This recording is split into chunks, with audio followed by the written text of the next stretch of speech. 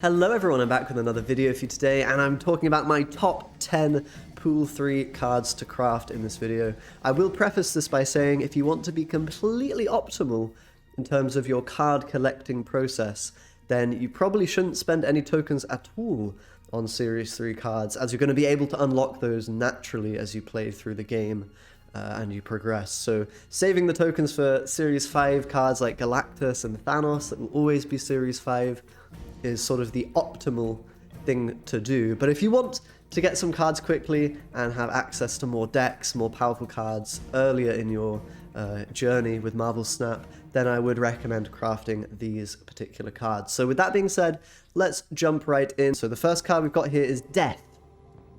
Death is a very strong craft because you already have access to a lot of the destroy cards, which will work very well with Death. Nova, Carnage, all this kind of stuff. You've got the destroy package already in Pool 2, so Death can be a card that is, quite strong just as you get into Pool 3. So I'm going to put it in B tier actually, because I don't think it's like an auto craft if you have other options available to you. If you find Death later, once you're already a fairly high collection level, I wouldn't really craft it necessarily, but I think it's a very decent card. It gives you that destroy archetype. You can play it later, perhaps with Galactus as well. So there's a couple of very solid decks that will run Death. Next we have Mystique. I think Mystique's a really great craft. I'm going to put it in S tier because it enables so many different archetypes in a Pool 3 and beyond. Things like Cerebro as an archetype, you need Mystique for that. Patriot, you need Mystique. Even certain Wong strategies use Mystique to play many on-reveal abilities. So I think Mystique is just, you're never going to go wrong with it if you craft it. It's going to allow you to access some pretty crazy and fun decks, and strong decks, I should say, pretty early on if you do end up crafting her. I actually just crafted Mystique myself, so shows how decent this one is as a craft. Next we have Dracula. This one's a little tricky to place. I think Dracula is just an inherently seriously broken card. It's so ridiculously strong. It's on a similar level to cards like Shuri, which currently is in Pool 4. So yeah, Dracula just really good. I'm going to put it in A tier because maybe you don't feel like being a Dracula player. It doesn't work in every deck, but it is an incredibly strong card, as I'm saying. You play it with Infernaut, for example, or Red Skull. You can put it in Zoo decks, you can put it in discard decks, you can play it with Modok, the Battle Pass card currently. You can do it, just in some standard Zabu sort of things. So yeah, Dracula, really decent card. I would recommend crafting it. Next we have Aero. This is another insane card, at least for now. With its current ability, I would put it in S tier. It's just a card that can fit into any deck that's not combo focused. And even then, you can sometimes think about playing it in a combo deck. But whenever you have it, you just play it turn 6 a lot of the time, or turn 5 to mess up the opponent's turn 5 play if they have a good one coming. So Aero, really decent. Turn 6, if you're winning the game already, Aero will seal the deal 9 times out of 10. So really great card, fits in so many decks. I would recommend crafting Aero for sure if you see that card. Okay, next we have Wave. This is a card that I'll put in B tier. Again, it's very good with Death, so it's a good early game craft if you already have Death. It enables the sort of Death Wave archetype where you can destroy units, have the cost of Death reduced. It gets reduced further with Wave, and you can play a very cheap Death alongside another card. So Wave is a good option if you have some of the other cards here, perhaps. Or if you're getting towards more of a later Pool 3 collection, then I'd consider crafting Wave to further enable certain archetypes. It's also good in ramp decks. If you're playing like Electro Ramp, it's good. If you're playing Galactus as an archetype, it's good. So Wave is just a pretty key card for a lot of archetypes, but I wouldn't necessarily craft it unless you do have some other things that synergize with it. Okay, next we have Brood. This card is really good in a couple of archetypes. It's really good in Cerebro decks. It's really good in Patriot decks quite often, and it's very good in Silver Surfer decks. Now, Silver Surfer might get nerfed, but Brood is similar to Mystique in that it's good for so many different things. I'm going to put it in A because I think Mystique is a little bit more flexible than the Brood, and the Brood you typically want to play it in these combo decks which rely on you having very many cards that work with that particular combo. So I think Brood, if you have a decent built-up collection, again, similarly to Wave, it's a great craft. it's going to enable some of these very strong cards like Cerebro and whatnot to be extra powerful. Next we have Destroyer. For me, this is another B tier card. Destroyer is pretty great. It's, you know, 15, big 15 body. You can play it in pretty much any deck if you have the willpower, you know, by just playing Armor and Cosmo to work with it, or even Professor X. So Destroyer is pretty flexible.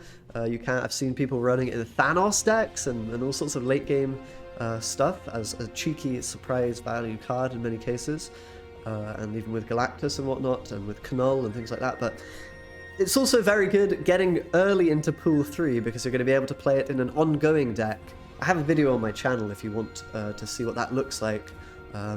But yes, when you're early in Pool 3, Destroyer is a very decent craft because it enables one whole archetype essentially on its own, along with Pool 2 cards, and it's a pretty damn strong deck for that sort of level. So early on in Pool 3, Destroyer is a very decent craft. That's why I've got it in B tier here. Next, I have Maximus. I am a little torn on where to place Maximus.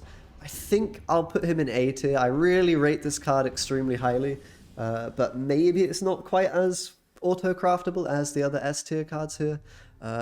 Screw it. Maximus is S tier. Let's go. 7 strength for 3 is so absurdly good.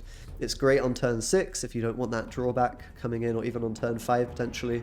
And if you don't care about the drawback, you can play it on turn 3. And a lot of decks, it won't be that negative for you to play it on turn 3. They won't be able to play all of the cards that you draw them, and you'll just get that insane extra body on the board. It works great with things like Aero because it gets you ahead in strength for your Aero then to come in and seal the deal. It works great in Silver Surfer. I will just throw Maximus in any value-based deck that I build because it's so good. So I think Maximus has to be S tier here, although you could argue that Aero and Mystique are slightly more, you know, higher priorities than a Maximus. I have Colleen Wing. Again, I'm actually tempted. Now this card will be very controversial, I'm aware.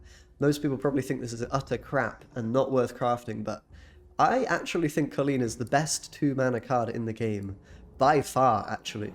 It reminds me of when Strong Guy wasn't nerfed. You know, I'm tempted to put Colleen in S, but I will put it, I think, in A, because it forces you into playing Swarm for it to be good. That's where I would play Colleen Wing. It's essentially a Swarm combo card. You have Swarm in Pool 2, so you play Colleen on Swarm, and you have essentially a 10 for 2, which is so ridiculously strong. Think about another good 2 cost card. What have you got? Lizard? 5 for 2 with a downside? Swarm is 10 for 2, bro. Are you serious? This card is insane, dude. So yeah, I think Colleen is a sleeper card that nobody really is aware of how good it is. Obviously, it works in discard decks as well, and it's very strong there. You can play it with Modok and with all sorts of things to get some crazy combos going. But I think just as a value card, Colleen is really broken. You know, I might just put it in S tier. I probably won't, because again, you do have to run Swarm, so it limits your deck building slightly. But yeah, I mean, Colleen, I do highly recommend that card. I've got several decks on the channel if you are interested in running it, and just play it with Swarm. It's really insane. You'll see how strong it is if you give it a go. It's got to be one of the best Pool 3 cards for sure. So the final card that I have for you here is SheHulk.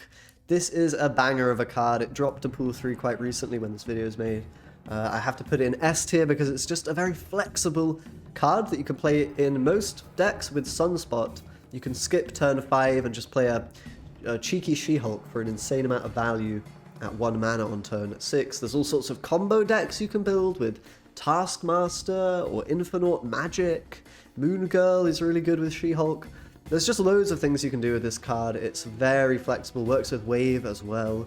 I'd be remiss if I did not include this in the S tier as a really great pickup. I'm sad that I don't have SheHulk myself, and I'm looking at the token shop every day waiting to see if she'll, you know, pop up and I can grab that card and build some very strong decks with it. So this is my tier list. Let me know what you think. The Colleen is probably a bit controversial, but as a top 10 cards, I think you can't really go wrong with any of these picks.